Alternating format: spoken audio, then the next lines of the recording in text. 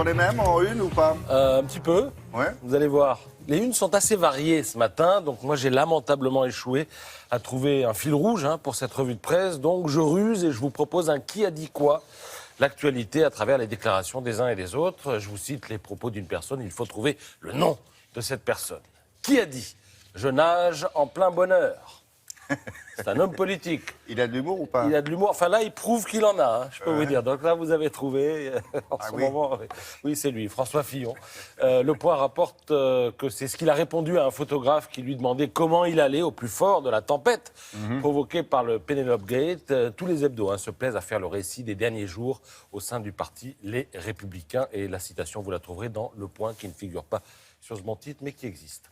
Qui a dit « Yannick Jadot, mon répondeur dit « Pas de message, que des SMS. Allez, encore un effort. Écoute le répondeur. » Alors, c'est un homme politique, il faut quelques éléments de contexte. Yannick Jadot, c'est le candidat des Verts, et il n'arrête pas de dire qu'il a laissé un message sur le répondeur de la personne, non, l'autre, la personne à identifier. Mélenchon. Et voilà, pour parler union et rassemblement, et qu'il n'a pas eu de réponse. Sauf que la personne en question, son téléphone, ne prend pas les messages. Et c'est effectivement Jean-Luc Mélenchon. C'est Libération qui rapporte l'anecdote que d'aucuns auront sans doute capté déjà sur Twitter, puisque Mélenchon n'a pas dit ça, mais il a écrit. En tout cas, cela augure mal de la capacité de la gauche à se parler pour se rassembler, d'autant que sur son blog, Mélenchon semble regretter que Benoît Hamon ne l'ait pas appelé, par ailleurs.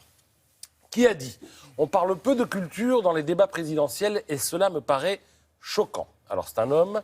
Alors le nom sera peut-être un peu difficile à trouver, à sortir comme ça, mais il occupe un poste prestigieux dont on va rechercher son titre. Il vient de fêter ses 40 ans. C'est 40 ans, Pas lui, 40 ans de métier. 40 ans de son institution. C'est donc le président du centre Pompidou. Gagné. Ah oui. Il s'agit de Serge Lavigne, qui s'exprime ainsi dans Les Échos. Il n'a pas complètement tort. Mais il n'a pas complètement tort. Il rappelle à juste titre que l'éducation artistique est un facteur d'égalité des chances et d'ouverture d'esprit. Et il tient un langage de vérité quand il dit, alors là je mets les guillemets, « L'art contemporain est une formation à la tolérance, à la souplesse, à l'agilité, tout ce dont on a besoin en ce moment. » Fermez les guillemets, il a raison. Qui a dit « Je ne sais pas faire autrement que tenir une poêle ?» C'est un homme. Alors on a envie de lui dire, ne change rien parce que tu la tiens vraiment très bien, cette poêle. C'est un cuisinier? Oui, qui peut avoir dit ça, sinon l'unique chef à cette revue décernée 3 étoiles par le guide Michelin, il s'agit de Yannick Aleno.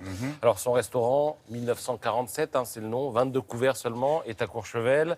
Et il prend cette récompense comme la confirmation de sa vision, de la vision qu'il porte à la cuisine française comme cuisine saucière. Il dit ce matin dans le Figaro, 80% de l'intérêt d'une assiette réside dans la sauce. Et il parle aussi du goût unique de ses fruits et légumes.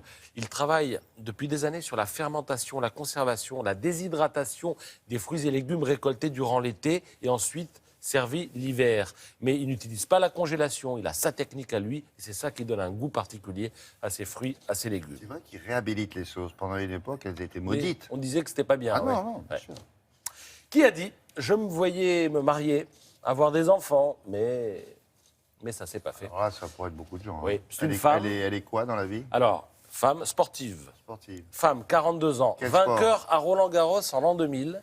Quel sport? Ah oui, Tennis, pardon, tennis, oui. Française, canadienne aussi. Pierce. Gagnée. Marie Pierce, oui. qui est l'adjointe désormais de Yannick Noah, qui lui-même est le capitaine de l'équipe de France féminine de tennis, qui joue ce week-end la Fed Cup, c'est-à-dire la Coupe Davis des femmes. C'est contre la Suisse, c'est à Genève, ce sera ce week-end avec à la raquette Kristina Mladenovic, Alizé Cornet et Pauline Parmentier. Ça vous a plu ce petit qui a dit quoi? Oui, c'est bien. Vous refaites ça tout à l'heure? En partie.